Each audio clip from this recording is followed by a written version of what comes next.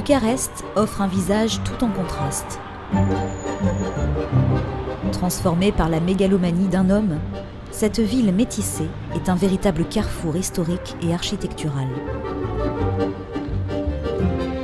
Au tournant du XXe siècle, elle se couvre d'édifices néoclassiques et devient pour beaucoup le petit Paris des Balkans. L'ère Ceausescu sera celle des blocs tout en béton et des destructions urbaines. À travers ses musées, ses théâtres et ses nombreux restaurants et lieux branchés, Bucarest est aujourd'hui une ville verte et ouverte. Un endroit où la tradition cohabite avec la vie moderne.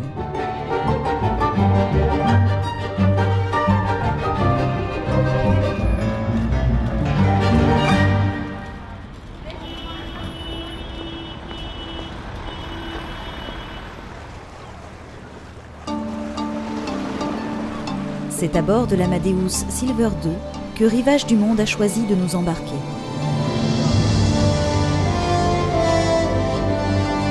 Ce navire, d'une capacité de seulement 168 passagers, a été construit en 2015.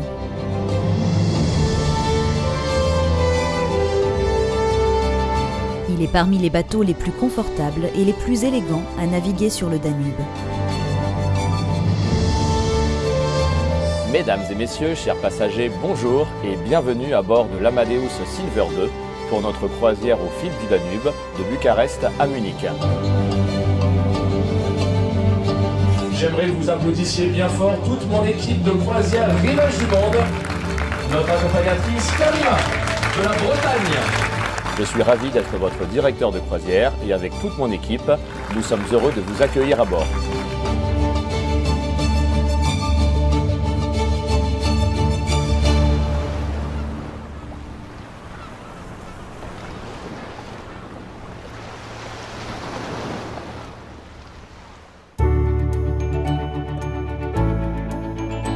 L'intérieur du bateau est décoré avec goût et ménage de nombreux espaces intimes, particulièrement conviviaux. Ces salons à l'ambiance feutrée nous invitent naturellement à la détente entre les escales. Avec ses grandes baies vitrées, notre navire est très largement ouvert sur le fleuve. Les espaces communs du bateau permettent ainsi à leurs hôtes de profiter inlassablement des paysages qu'offre la navigation.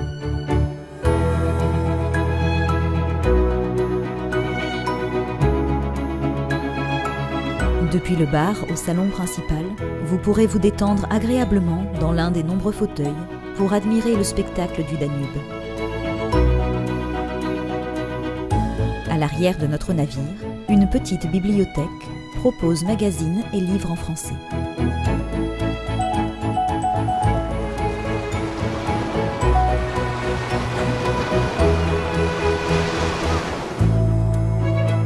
Le vaste pont Soleil, long de 135 mètres, nous accueille confortablement avec ses tables et chaises longues.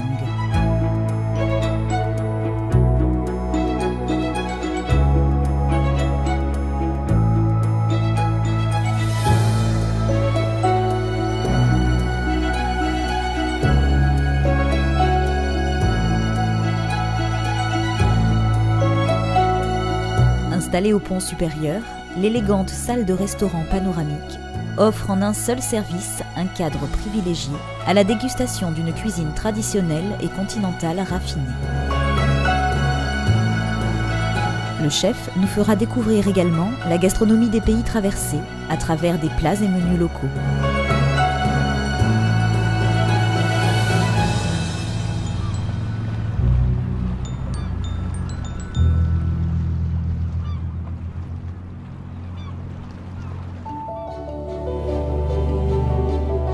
Réparties sur 3 ponts, les cabines sont toutes avec vue sur le fleuve. Elles disposent d'un ameublement moderne, très confortable, avec 2 lits rapprochables et offrent une décoration raffinée au ton chaleureux. Au pont principal, les cabines confort ont une superficie de 16 mètres carrés et disposent d'une petite fenêtre haute. Au pont supérieur et panorama, les cabines de luxe disposent d'une large baie vitrée ouvrable. Le pont Panorama offre également 12 junior suites d'une surface de 26 mètres carrés, avec canapé et balcon privatif.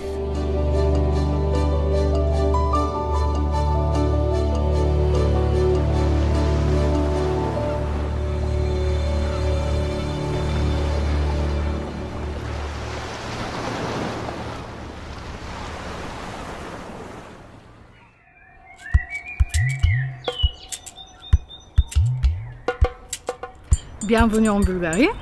On vient d'arriver à Tarnovo-le-Grand, c'était l'ancienne capitale bulgare.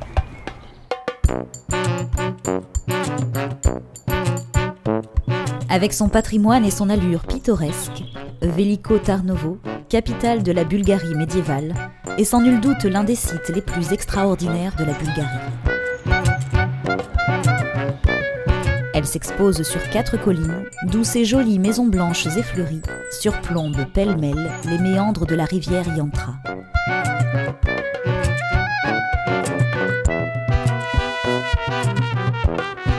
La forteresse de Tsarevets domine la ville dont elle est l'âme et le cœur.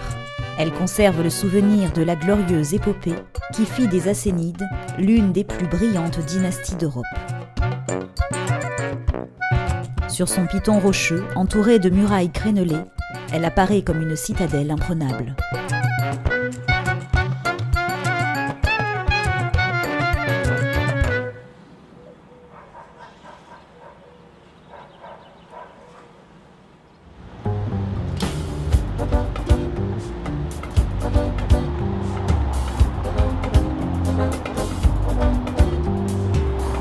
Capitale de la Bulgarie depuis seulement 1879, Sofia a su se créer une véritable identité.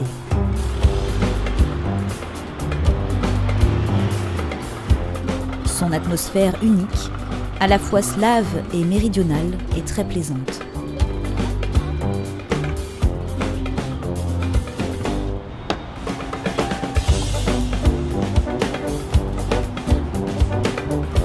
La ville garde de précieux témoignages de son histoire. Vestiges romains et médiévaux, mosquées, côtoient les édifices de style austro-hongrois et les constructions de l'époque stalinienne.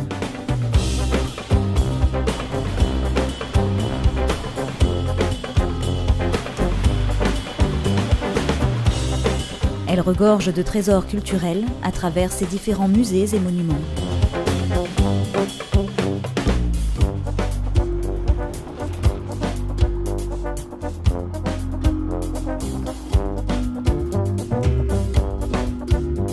Son centre-ville animé est attrayant et empli de boutiques et de restaurants.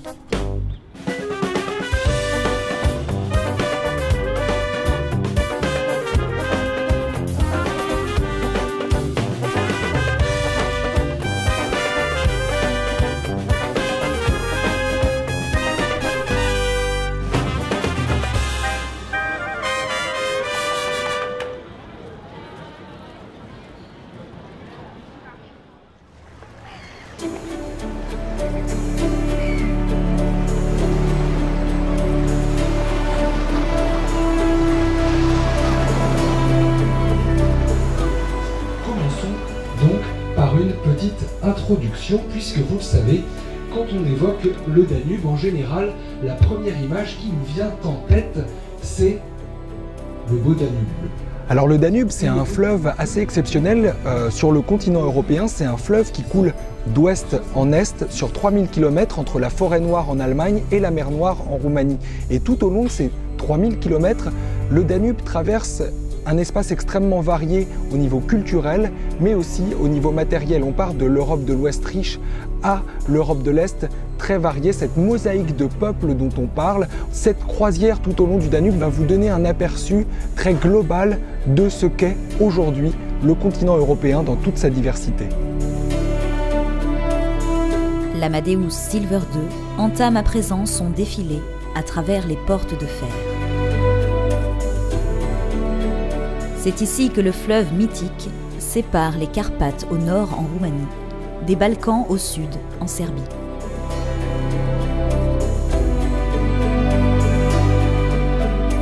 Dans ces gorges longues de 134 km, le lit du fleuve se rétrécit, passant d'une largeur de plus de 2 km à moins de 150 mètres par endroit.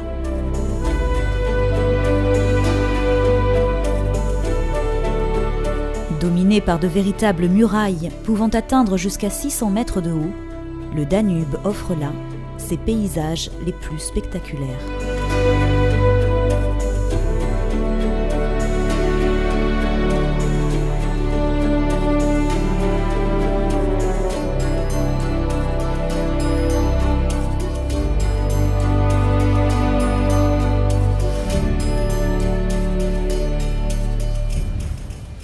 Madame, bonsoir, bienvenue. Mesdames et messieurs, bonsoir, soyez les bienvenus. Ici, bonsoir, bienvenue. Soyez les bienvenus. Messieurs, dames, bonsoir et bienvenue à bord de l'Amadeus Silver 2. Nous vous souhaitons à toutes et à tous, au nom des croisières Rivages du Monde, une excellente croisière parmi nous sur le Danube. À votre santé.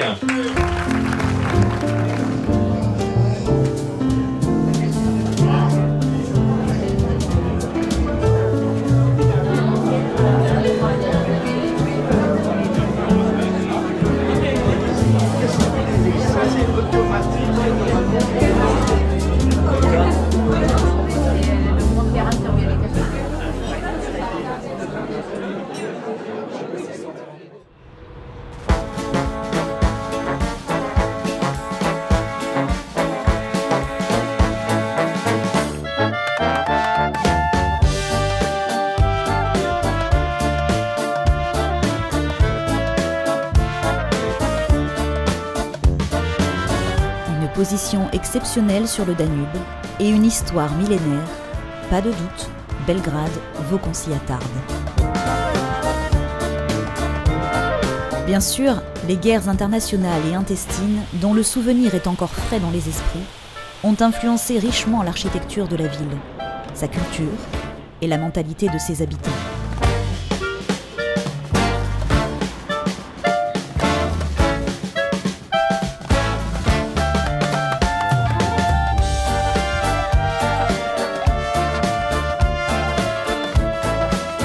De leur histoire agitée, les Belgradois ont conservé un fort esprit de liberté, donnant une allure jeune et moderne à la ville, passionnément tournée vers l'avenir.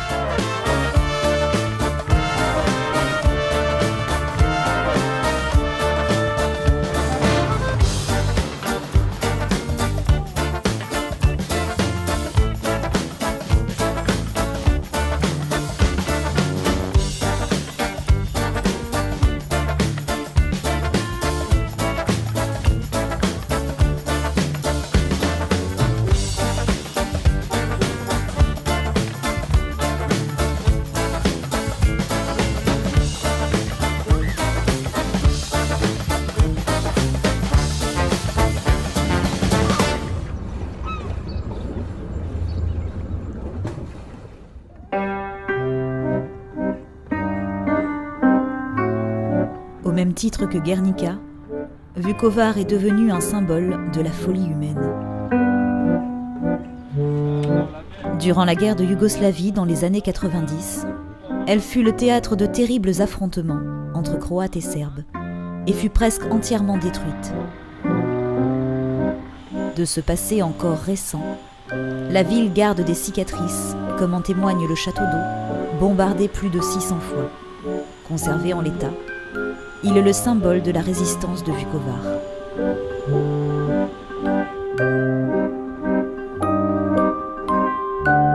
Aujourd'hui, la restauration est en marche. Vukovar reprend des couleurs et retrouve ses allures de jolie ville baroque. Comme un nouveau souffle, elle s'offre aux touristes.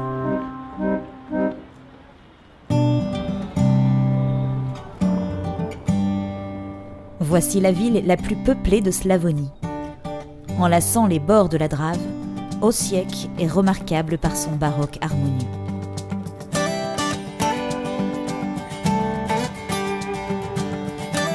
Mélancolique et un brin rétro, avec son architecture héritée de l'époque socialiste, Osijek est aussi attaché à la mémoire de la guerre d'indépendance.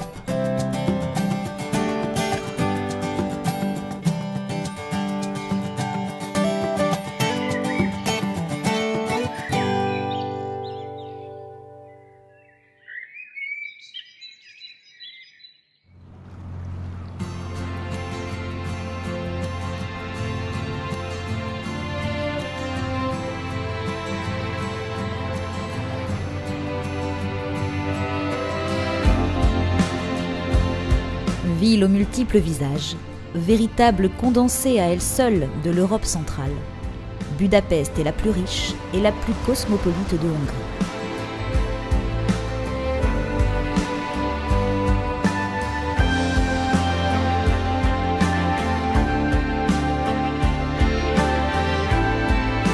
À bien des égards, la cité mérite que l'on voie en elle la perle du Danube.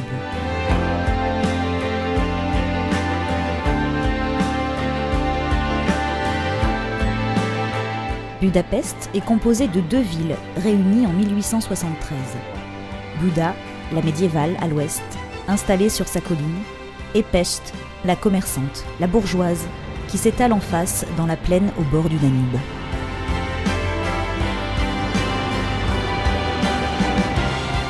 En 1987, la ville inscrit sur la liste du patrimoine mondial de l'UNESCO les rives du Danube, le quartier du château de Buda et l'avenue Andrassy. Elle devient alors l'une des capitales européennes préférées des touristes.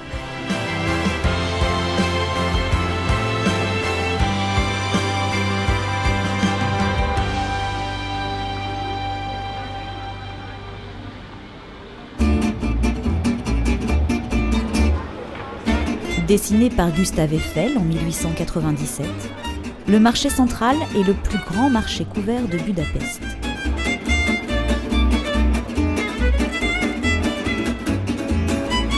Déambuler dans ces allées est un des meilleurs moyens de faire connaissance avec la vie et les saveurs locales.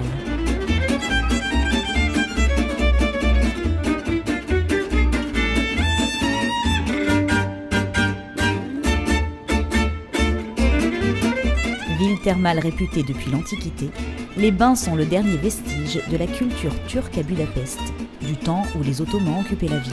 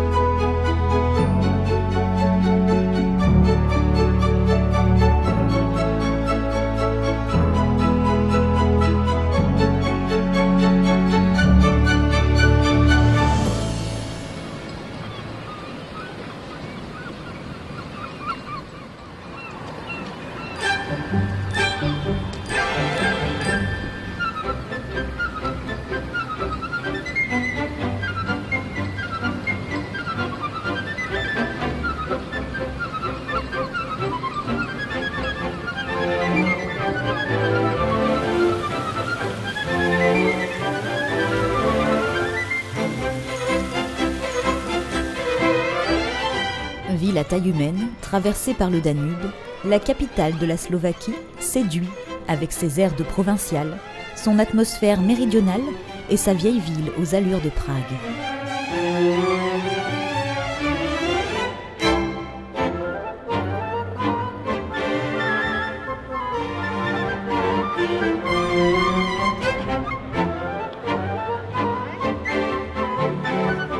De petites ruelles colorées s'entortillent les unes aux autres comme dans un village de contes de fées.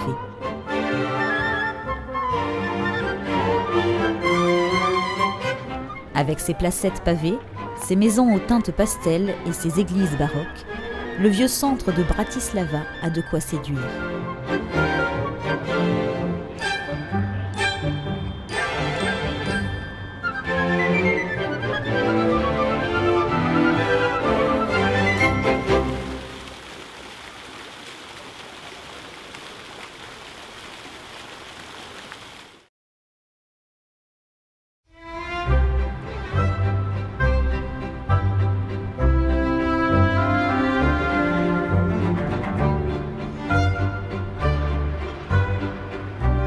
Gothique, expressionniste ou sécession, Vienne, capitale éternelle de l'empire des Habsbourg et ville romantique par excellence, a toujours su absorber et adopter les tendances des différentes époques qui composèrent son passé glorieux.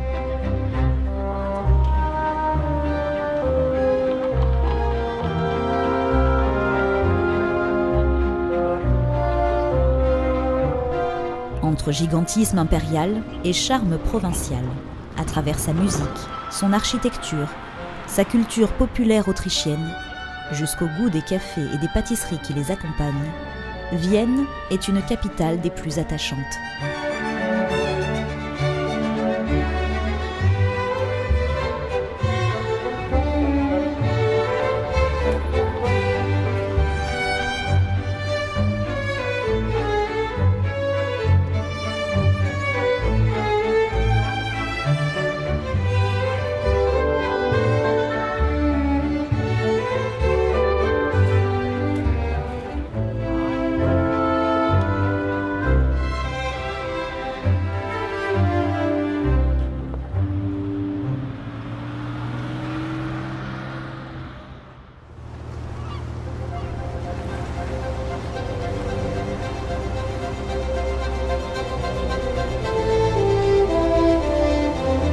L'Amadeus Silver II sillonne à travers les méandres boisés de la vallée de la Wachau, un paysage exceptionnel qui s'illustre de mythes et de légendes médiévales.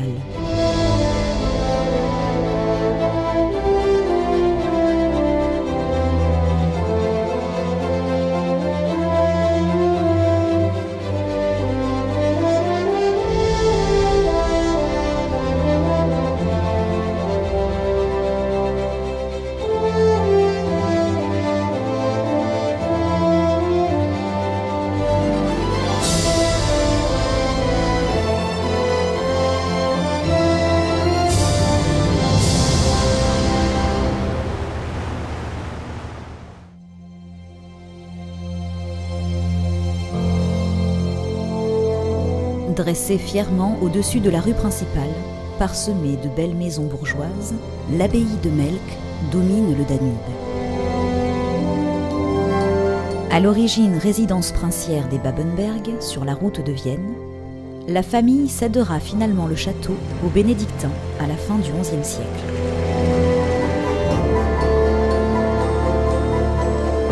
Ils en feront une abbaye fortifiée et leur rayonnement spirituel et intellectuel s'étendra à toute la Basse-Autriche.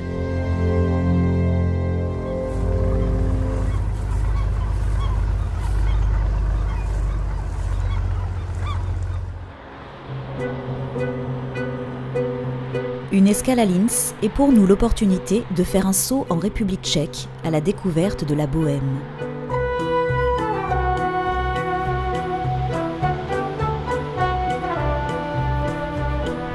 La Bohême est la principale région de la République tchèque autour de Prague. Une nature magnifique, entre étangs et forêts, de charmantes villes historiques classées à l'UNESCO et des stations thermales à l'architecture meringuée. Pour sûr, la Bohême ne manque pas d'attrait.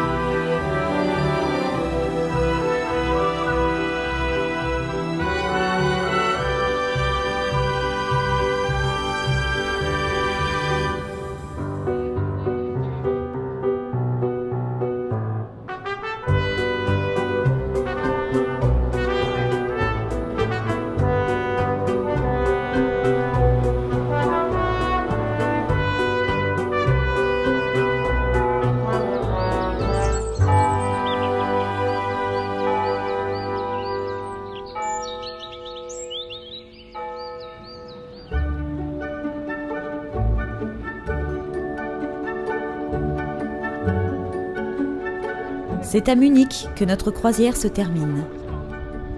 Avec son agréable centre piéton et ses paysages alpins, on dit souvent de la capitale bavaroise qu'elle est un gros village d'1 million d'habitants, au cadre de vie privilégié.